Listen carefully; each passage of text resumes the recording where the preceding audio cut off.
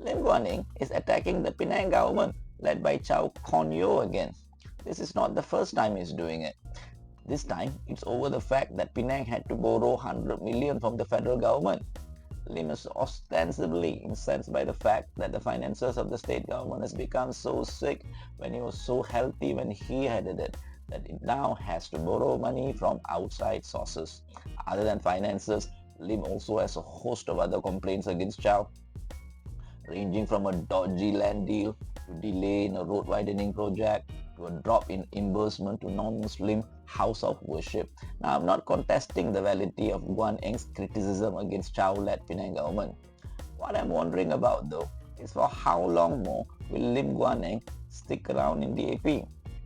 Guan Eng is today so aimless and functionless in DAP that he currently has no important party position. In the lead up to the party's 18th National Congress 2 months ago, Lim was asked to withdraw from the leadership race, owing to discontent among party grassroots over his leadership as well as his frequent clashes with other party leaders. Lim, however, persisted. But because of his persistence, he was almost booted out of the Central Executive Committee when he came out 26th in a 30-member Central Committee election. Guan Eng used to be the number one and heir apparent of DAP. By DAP's 18th Congress, however, he had dropped so dramatically in standing and prestige that he only served as its national chairman.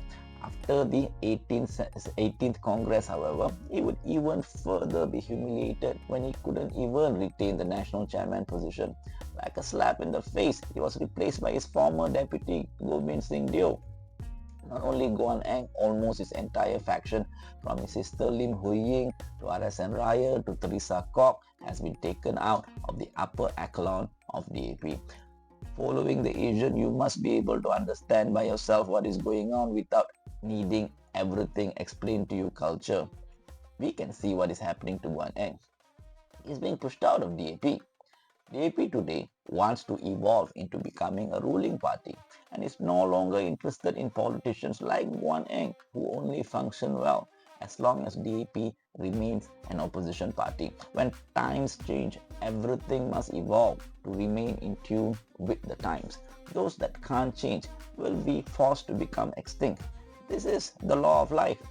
Guan Eng tried to change to keep up with the times. He tried to keep up with DAP's role as the ruling party when it took the finance minister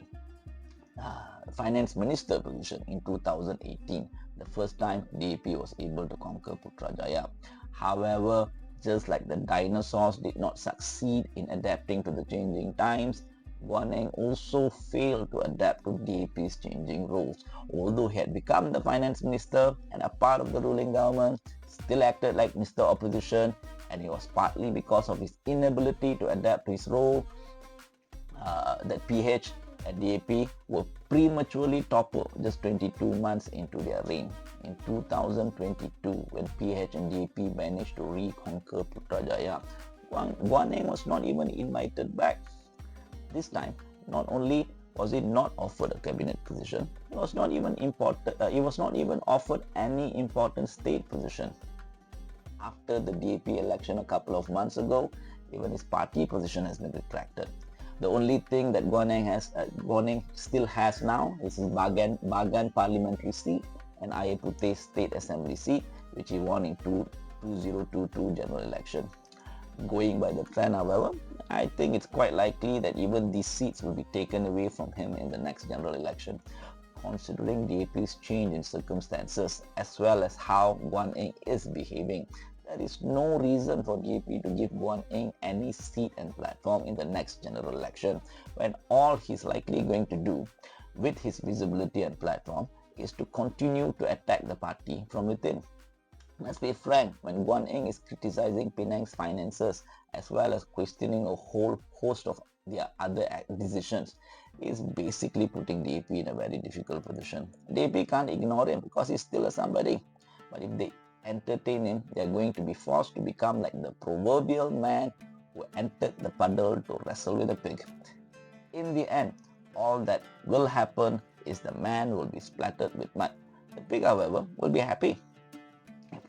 If Lim truly cared about the state's finances or how Penang government was handling a road widening project, they could have easily asked his comrades and colleagues privately, using internal channels, and only choose to speak out against them publicly if they did not engage him, despite him asking them multiple times.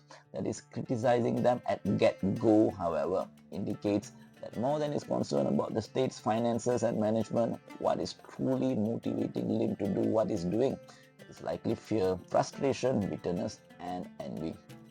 I will go on a limb to say that Lim is currently frustrated that he's being sidelined by the party that his own father started, that he not only once led but spent of his lifetime building.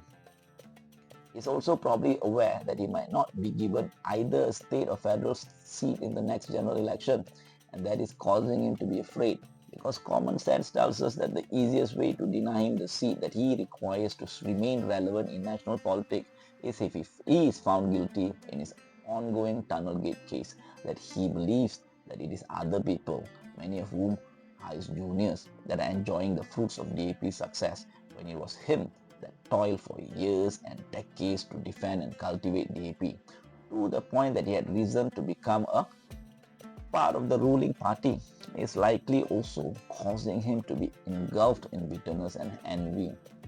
When you put all this together, what I feel is going to happen in the near future is that Lim Guan Eng is going to continue to goad and taunt DAP's current leadership to the point that he succeeds in irritating them enough that they will throw him out of the party. Lim probably can't bring himself to leave DAP, the party that he so intimately identifies with, although he finds it difficult to remain in DAP.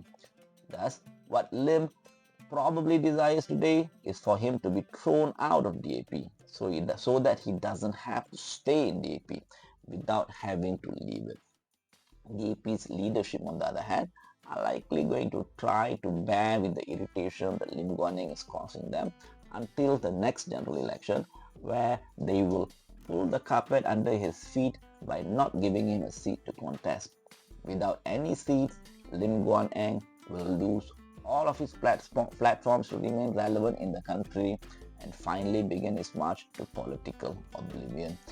Either way, regardless of whether he's visibly thrown out or silently snuffed out of DAP, I feel that Guan Eng's future is in MCA or maybe even Gerakan.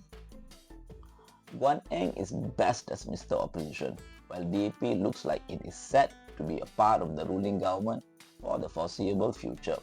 MCA and Gerakan, on the other hand, look like they are going to be a part of the opposition for at least a few more years, and thus they direly need someone like Lim Guan Eng, who knows the ins and outs of being an effective opposition, to guide them to become a more effective, relevant, potent and meaningful opposition. Considering how ill-suited Guan Eng is in DAP and how well-suited he is in MCA or Gerakan, I think it's only a matter of time before Guan Eng leaves DAP and joins the ranks of DAP's traditional opponents like MCA or Gerakan.